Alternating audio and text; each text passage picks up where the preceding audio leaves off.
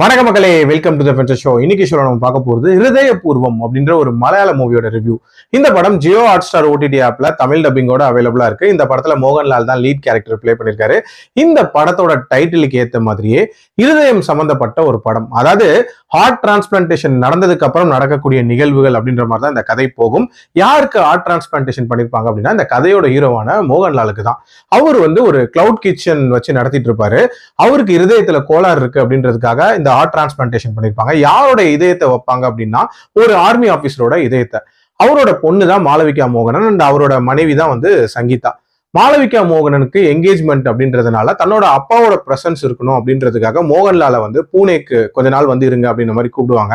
ஆரம்பத்துல போக மறுக்கிறவர் அதுக்கப்புறம் அங்க போறாரு. போனதுக்கு அப்புறம் என்ன மாதிரியான சம்பவங்கள் நடக்குது, எதுக்காக அவர் அங்கேயே ரொம்ப நாள் இருக்கிறாரு, அவங்களோட லைஃப்ல என்னென்ன மாற்றங்களை உண்டாக்குறாரு, இவரோட லைஃப்ல என்ன மாற்றங்கள் வருது, டுவர்ட்ஸ் எண்ட் என்ன ஆகுதுன்றது அந்த படத்தோட கதை. ஒரு ஹார்ட் வார்மிங்கான ஹார்ட் ஸ்டோரி சொல்லணும் அப்படின்ற மாதிரி தான் இந்த கதையை இவங்க பிளான் பண்ணிருக்காங்க. அதுக்கு ஏத்த மாதிரியான காட்சி அமைப்புகளா தான் இந்த படத்துல மேக்சிமம் இருந்துச்சு அப்படின்னே சொல்லலாம்.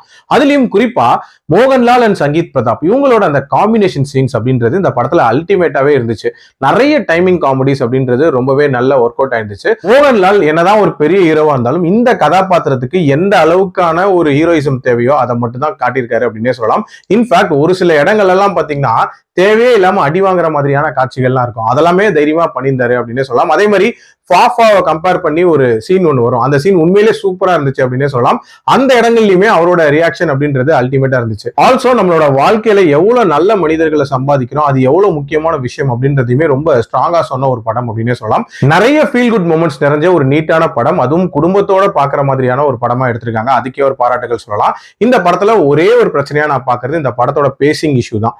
நிறைய தேவையில்லாத காட்சிகள் அப்படின்றது இந்த படத்துல இருக்குதான் செய்யுது. ஒரு சில தேவையில்லாத ஹியூமர் போர்ஷன்ஸும் இருக்கு. அதெல்லாமே இன்னும் கொஞ்சம் எஃபெக்டிவா ட்ரிம் பண்ணியிருந்தாங்கன்னா இந்த படம் சூப்பர் படமாவே இருந்திருக்கும். பட் ஸ்டில் என்ன பொறுத்த வரைக்கும் கண்டிப்பா ஒர்த் வாட்ச் அப்படின்னு தான் சொல்லுவேன். என்னோட ரேட்டிங் இந்த படத்துக்கு 3.2 out of 5. அடல் கண்டென்ட்லாம் இல்ல, கிளீன் வாட்ச். மீண்டும் அடுத்த விமர்சனத்தில் சந்திக்கிறேன். நன்றி, வணக்கம்.